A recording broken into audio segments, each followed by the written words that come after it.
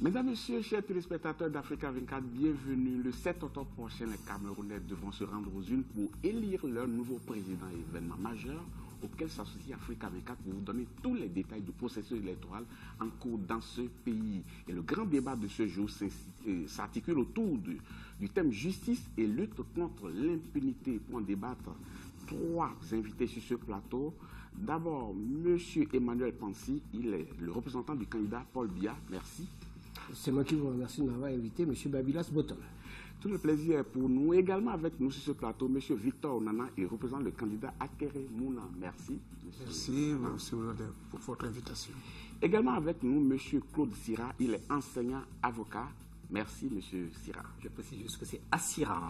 Claude Assira. Assira. Voilà. Très bien. Merci de votre invitation. Il a pris bien note. Également, vous qui êtes sur ce plateau, qui n'êtes pas sur ce plateau, mais qui êtes présents dans cette émission, c'est bien entendu vous, chers téléspectateurs, vous autres internautes également, vous pouvez nous participer à cette émission en nous envoyant vos réactions et vos participations à travers différents canaux, d'abord par Facebook et également par Twitter, par des adresses qui s'affichent au bas de votre écran. Vous pouvez également nous envoyer des mails à l'adresse présidentielle.cameroun2018@africa24tv.com, également par SMS à l'adresse +237 657 563 288. Et pour entrer dans le vif du sujet, nous allons regarder un élément d'illustration, un sujet de Nelly Claude Ebessa. Suivons plutôt. Le Cameroun, situé au cœur de l'Afrique centrale, s'est constitué un État institutionnel dans lequel le peuple est soumis au droit. Un droit fondé sur les normes et mécanismes juridiques applicables à l'ensemble des citoyens. Pour certains Camerounais, la justice dans sa pratique n'est pas toujours appliquée dans l'équité et l'impartialité. Des faits de justice aux décisions qu'elle rend, en passant par des lenteurs judiciaires et l'accumulation massive des dossiers, la justice camerounaise fait face, selon certains observateurs, à de nouveaux défis. Par ailleurs, s'oppose le problème d'un système judiciaire harmonieux. En octobre 2016, les avocats anglophones ont exprimé des revendications au système judiciaire.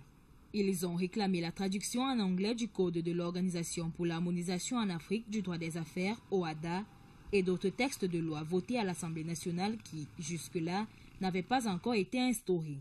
La surpopulation carcérale pourrait constituer aussi un défi, voire un frein à l'exécution des décisions de justice. En 2014, le pays comptait 5 magistrats pour 100 000 habitants, bien loin des standards internationaux prescrivant 10 magistrats pour 100 000 habitants. Au Cameroun, nous vivons dans un état de droit. Alors, ce faisant, nous avons sur le terrain des institutions qui ont été érigées. Nous avons des tribunaux qui sont fonctionnels avec des magistrats qui sont affectés. Nous avons également, dans le fond, des procédures qui sont inscrites et des décisions sont rendues. Bien que la justice camerounaise soit jugée impartiale par certains observateurs, elle a le mérite d'exister et d'avoir conduit avec une relative efficacité des dossiers cruciaux pour la sécurité nationale. En effet, le pays s'est doté d'un cadre juridique atypique du fait de la coexistence du droit civil et de la common law.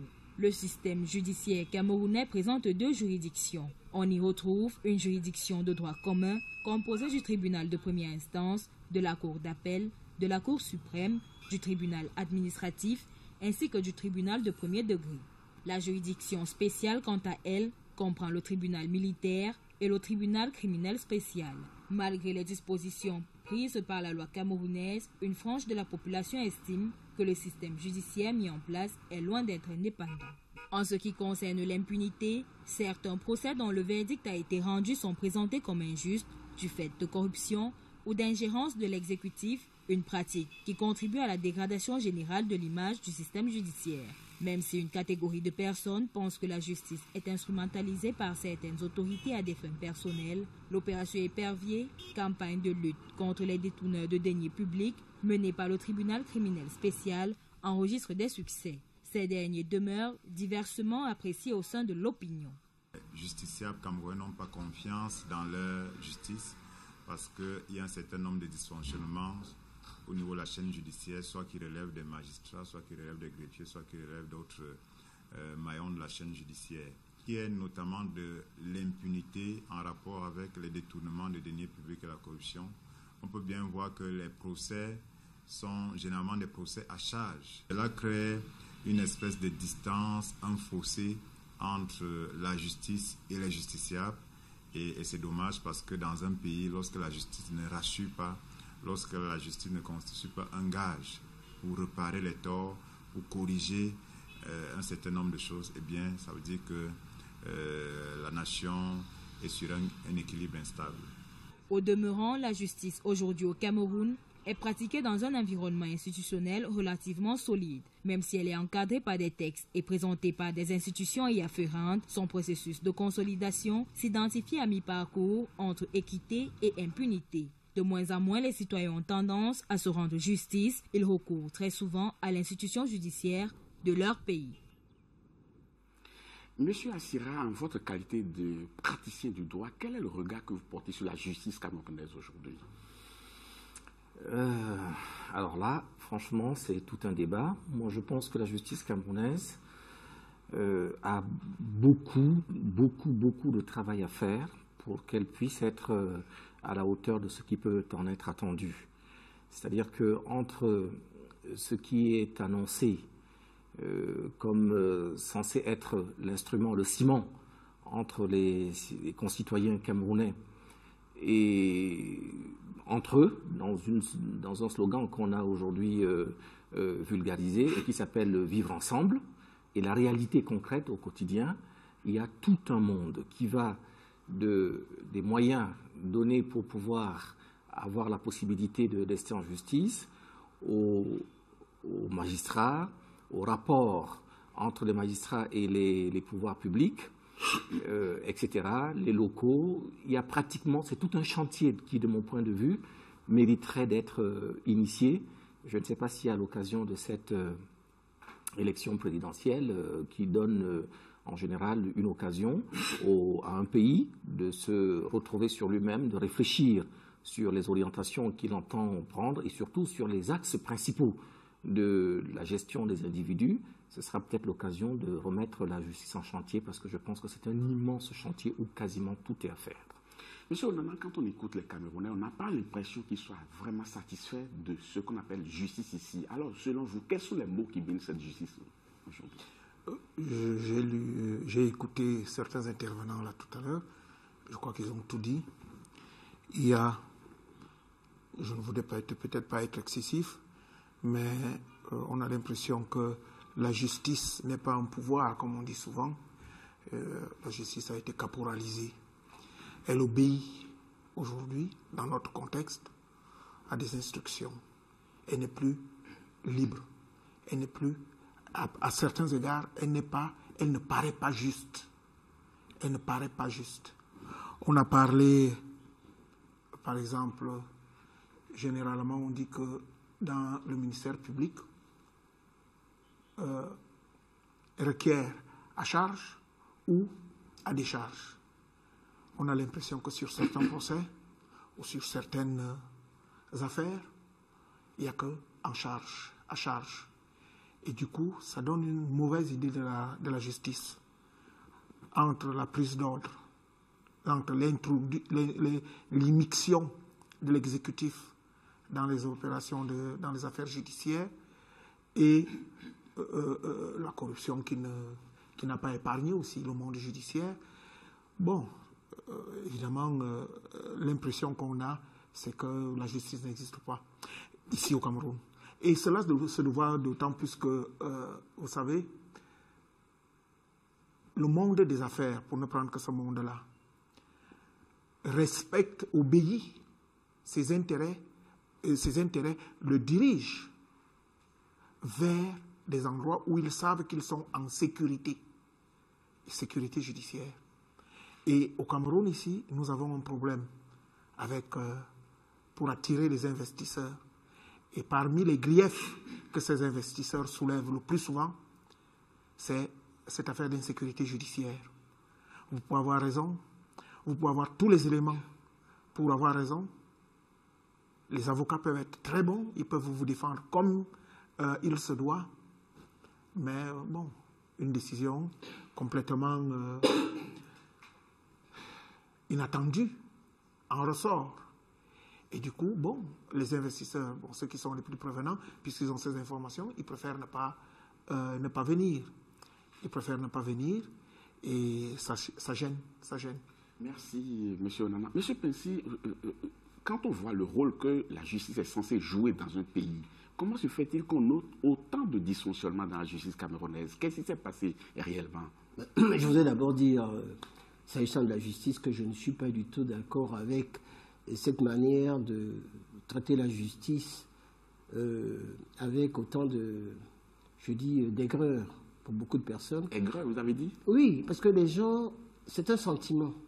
Vous savez, il y a un sentiment d'ordre général qui est tout simplement qu'il n'existe pas de justice au Cameroun. Alors j'aimerais avoir être plus nuancé dans le cadre, je dis, de mon analyse. Je suis aussi avocat. Et je rappelle, j'étais un avocat du barreau de Paris, donc ça fait 40 ans que j'exerce cette profession. Et dans tous les pays, vous avez toujours une justice qui est mal aimée. La justice camerounaise a quelque chose d'extraordinaire parce que le pays est jeune, et c'est une justice en devenir dans laquelle les magistrats, comme on a dit, sont peu nombreux et travaillent dans des conditions difficiles malgré des efforts immenses du gouvernement. Et on en parlera certainement tout à l'heure, des efforts ont été faits, notamment sur un certain nombre de conditions des magistrats, sur même l'amélioration de leurs moyens au niveau de travail, sur, j'allais même dire, au niveau de assira et enseignants, pour pouvoir faire en sorte qu'il y ait un surcroît de compétences. Mais les gens ne savent pas dans quelles conditions les magistrats travaillent. Ils ne travaillent pas dans les meilleures conditions du monde. Donc vous voulez dire qu'ils sont excusables pour ne pas rendre la vraie justice. Oui, c'est-à-dire vous trouvez de tout dans la magistrature. Il y a des magistrats qui sont corrompus, mais ils sont moins nombreux qu'on ne le croit.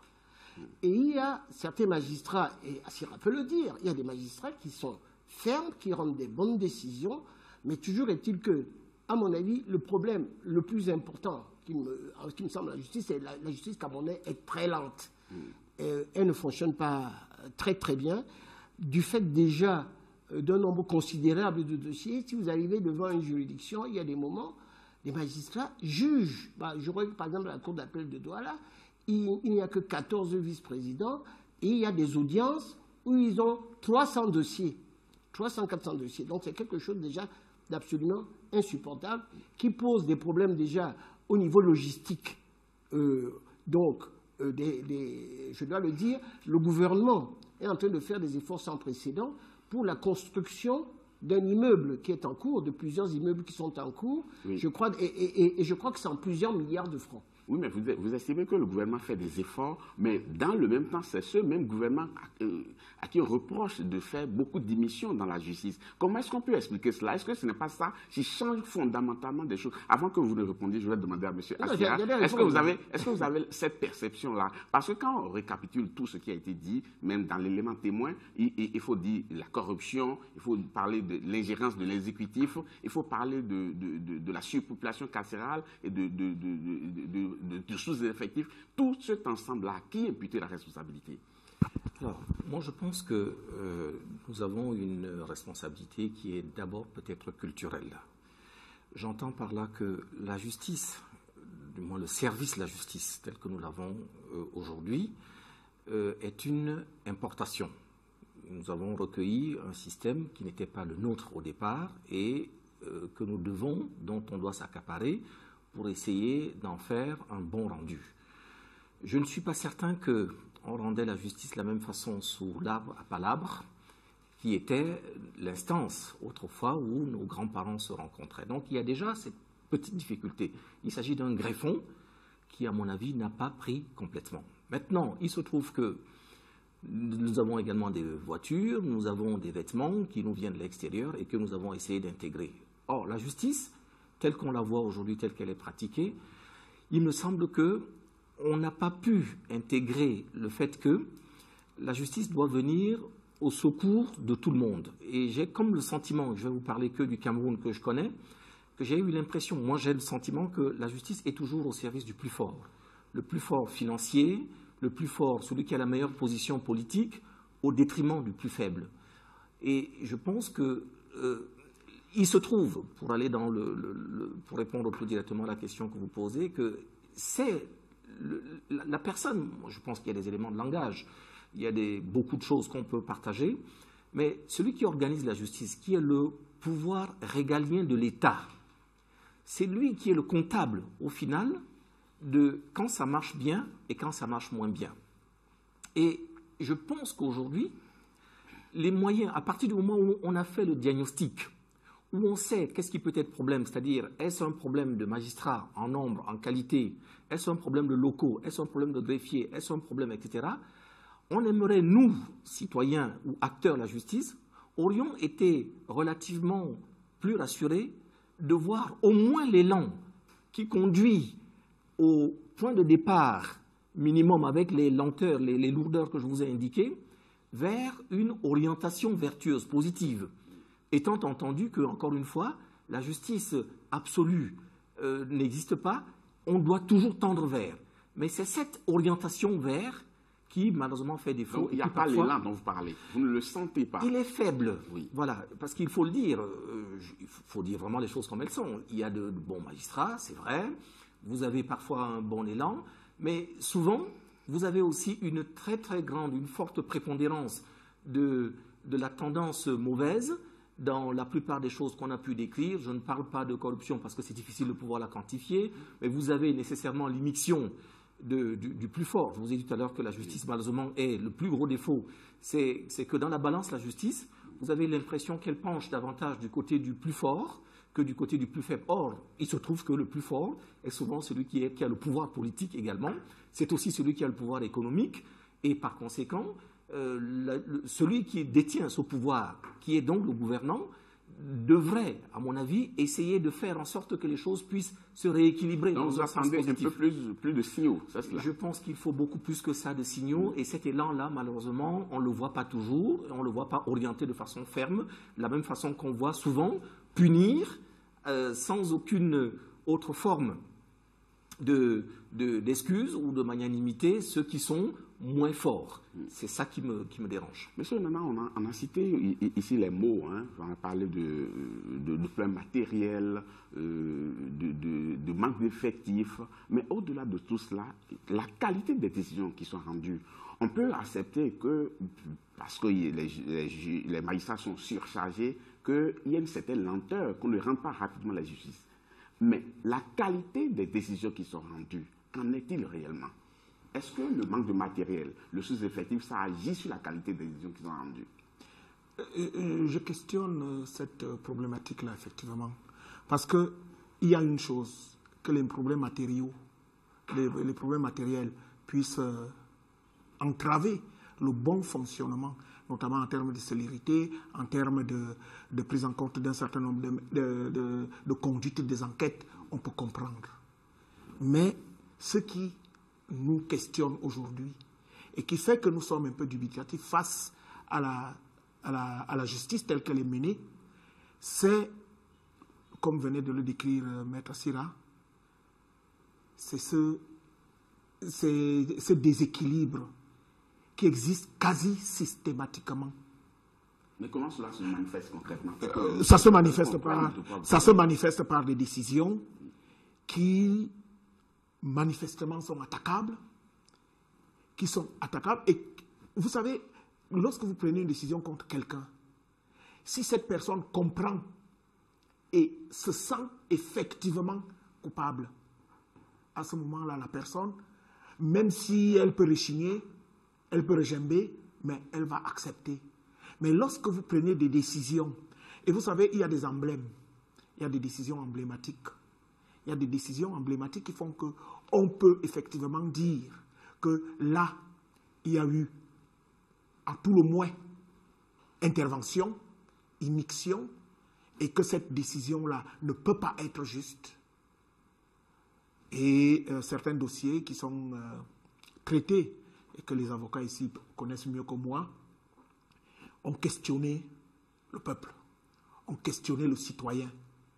Parce que ces décisions ont été prises et on sent très bien que ces décisions-là n'ont pas été prises parce que la personne était effectivement coupable, mais parce qu'on avait décidé qu'il fallait l'embastiller. Le on là, on va l'identifier tout à l'heure. Quel est ce on là qui décide? En tout cas, je vais donner lecture de quelques réactions de téléspectateurs. Il y a Chris Prudent Louloubou depuis Brazzaville qui dit: la justice camerounaise est restée en faveur du plus fort et du plus riche, avec de l'argent qui peut acheter les services des institutions nationales. Mais au-delà de cela, M. Nana, est-ce que ce n'est pas une situation qui arrange tout le monde en fin de compte? Parce que dès qu'une décision est rendue, on n'est pas dans le cadre des sciences exactes. Et celui en défaveur duquel la décision est rendue va toujours régimer. Parce qu'on ne peut pas. Et puis, tout le monde critique tout le monde et en fin de compte, on ne sait pas qui dit la vérité. C'est vrai qu'on va régimer, on va faire ceci. Mais la justice a prévu au moins 3 niveaux de décision. La première instance, l'appel et la Cour suprême. Oui. Ça existe. Oui. Mais ce qui est mauvais, c'est qu'on a l'impression que ces 3 strates fonctionnent de la même façon. C'est l'impression que le citoyen lambda vit. Et certaines décisions sont là aussi pour le prouver. Vous savez, ces derniers temps, quand vous allez dans une cour de justice, vous trouvez, je crois que 80% des procès sont des procès, mettons-le, d'ordre économique. C'est-à-dire même les problèmes de terrain foncier sont des problèmes d'ordre économique. Alors, ces problèmes-là sont gérés quelquefois avec de telle façon que même les intervenants extérieurs se posent la question: comment s'est forgée la décision qui a conduit à ce verdict? Comment cela s'est forgé? Et on a énormément de cas. Je vous ai dit tout à l'heure, je vous ai parlé, parce que moi je suis un économiste, je ne suis pas un juriste chevronné, mais je suis un économiste. Et dans le monde de l'économie, les entreprises ont toujours des procès. Et l'entrepreneur qui s'engage dans une économie voudrait savoir que si jamais il y a litige avec X ou Y, la justice, il sera couvert par la justice. Et il s'y adresse. Mais ce n'est pas souvent le cas, vous voulez dire. Le problème, c'est que l'entrepreneur lui-même est désabusé. Parce que ça dépend. Dans aucun pays du monde, non. Ce que je vous dis, c'est que quand on parle de la justice des riches, ça signifie que celui qui a de l'argent a 90% de chances de gagner, même s'il a 90% de tort. Tout à l'heure, on va aborder la question de la corruption proprement dite. Mais, M. Pansi, un téléspectateur dit: je puis dire sans toutefois me tromper qu'il n'existe pas de justice dans mon pays parce que la justice subit les ordres et l'influence du régime en place. Il s'appelle Yadik Mbiam depuis Yaoundé. Qu'est-ce que vous répondez je voudrais quand même répondre sur à ce procès récurrent? Je voudrais, par exemple, évacuer ce que les gens croient. Je dois dire ici, en ce qui me concerne, que l'intervention de l'État dans un procès ne se fait qu'à travers le parquet. Ça, c'est assis et là. Le président de la République... Pas que à travers le parquet. Hein. Non, c'est le parquet. C'est à travers... On ne téléphone pas. On ne téléphone pas. Vous n'allez jamais voir le ministre de la Justice qui va téléphoner à un magistrat pour lui dire rendu une décision comme ça. Vous n'allez jamais voir le président de la République prendre son téléphone pour appeler quelqu'un. Ça n'existe pas. Moi, ça fait 40 ans que je fais ce métier, je n'ai jamais vu. Oui, mais à défaut de faire comme ça, il y a beaucoup d'autres moyens par lesquels on peut atteindre le même objectif. Non, il faut être objectif. Oui.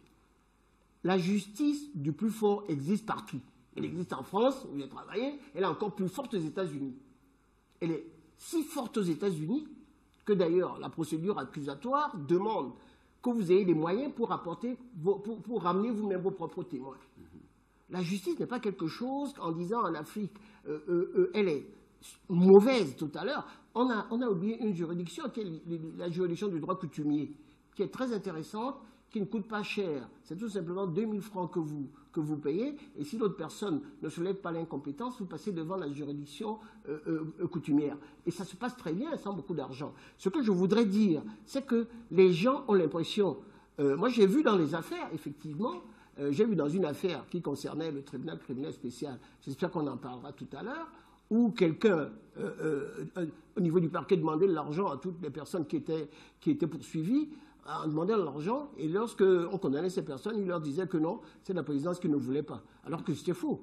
Vous comprenez? Donc, les gens se font un film en pensant qu'il y a une intervention totale de la décision. Mais je dois dire que dans tous les pays du monde, la justice du plus fort existe.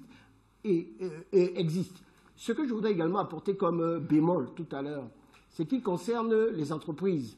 Effectivement, quand les entreprises doivent venir, ils regardent effectivement si le climat des affaires est bon, c'est l'élément qui est fondamental.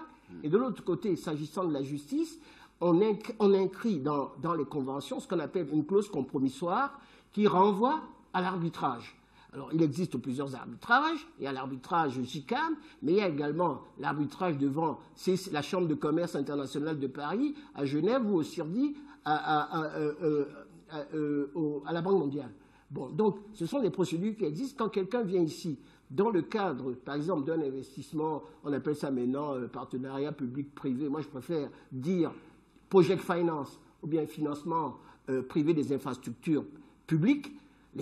On insère toujours une clause d'arbitrage parce que les gens, effectivement, ne font pas trop confiance à la justice étatique et ils préfèrent renvoyer à la justice privée. Mais il y a encore une nuance que je voudrais apporter. Quelle que soit la justice qui soit, même si vous allez en arbitrage, vous êtes obligé, si la personne ne s'exécute pas, de saisir le juge dans le cadre de ce qu'on appelle la procédure d'exéquatur pour que par requête, il puisse, à ce moment-là, par rapport à la sentence, qu'elle puisse être exécutée. Dans la suite de cette émission, on va parler de la corruption, parce que beaucoup de personnes estiment que la justice, elle est corrompue. Pourquoi les juges sont-ils vraiment corrompus? Si tel est le cas, est-ce que c'est parce qu'ils ne sont pas payés à leur juste valeur? Entre autres questions qu'on va se poser, voir le mode par lequel l'exécutif interviendrait ou s'immiscerait dans les procédures. Autant de questions que nous allons aborder dans quelques instants, chers téléspectateurs. Ne partez pas, on marque une pause, on vous retrouve dans quelques instants.